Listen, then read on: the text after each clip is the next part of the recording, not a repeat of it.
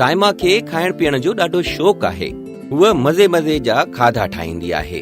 हिकु ॾींहुं हिनखे पिज़्ज़ा जी रेसिपी मिली त हुन सोचियो छो न हुनखे ट्राई कजे। हिन रेसिपी में त लिखियल आहे त ओवन खे 175 सेल्सियस ते सेट करियो। मुंहिंजो ओवन त टेम्परेचर फ़ॉरेनहाइट में डिस्प्ले कंदो आहे।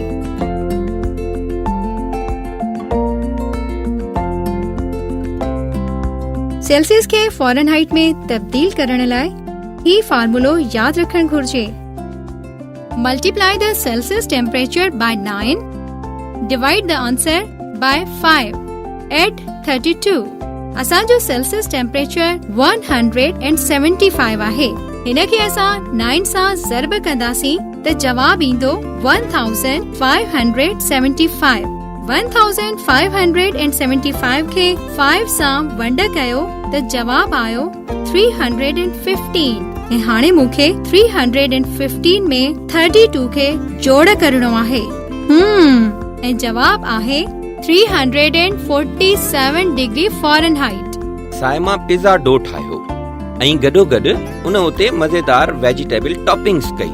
पर पिज़्ज़ा खाइण जी जल्दी में हिन ओवन खे रेसिपी में ॿुधायल 347 डिग्री फ़ॉरेनहाइट खां 14 डिग्री मथे रखे छॾियो। हाणे तव्हां ॿुधायो त साइमा पंहिंजे ओवन खे कहिड़े टेम्परेचर ते सेट कयो? जल्दी सां जोड़ करे ॿुधायो त साइमा ओवन खे केतिरी डिग्री फ़ॉरेनहाइट ते सेट कयो आहे। काथे साइमा जो पिज़्ज़ा सड़ी त न वेंदो?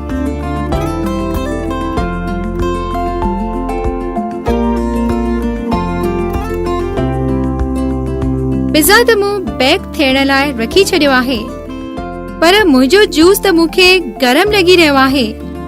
हिन वक़्तु हिन जो टेम्परेचर 96 डिग्री फ़ॉरेनहाइट आहे। हिनखे मां फ्रीज़र में रखी थी छॾियां।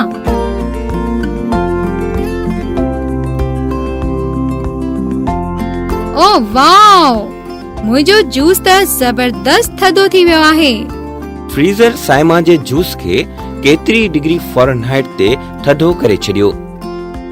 सबट्रैक्ट करे मालूम करियो त साइमा जे जूस जो टेम्परेचर केतिरा डिग्री फ़ॉरेनहाइट घटि थियो। 96 मां 78 खे कट कयोसीं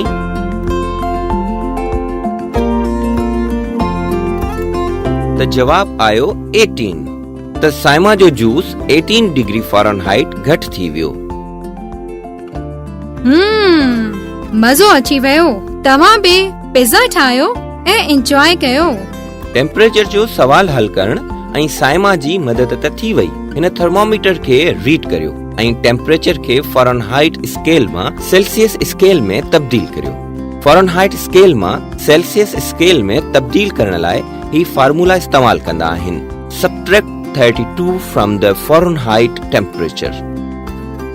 Divide the answer by 9. Multiply that answer by 5. Reading on thermometer is 77 Fahrenheit. 77 minus 32 is equal to 45. 45 divided by 9 is equal to 5. 5 multiplied by 5 is equal to 25. Answer is equal to 25 degree centigrade.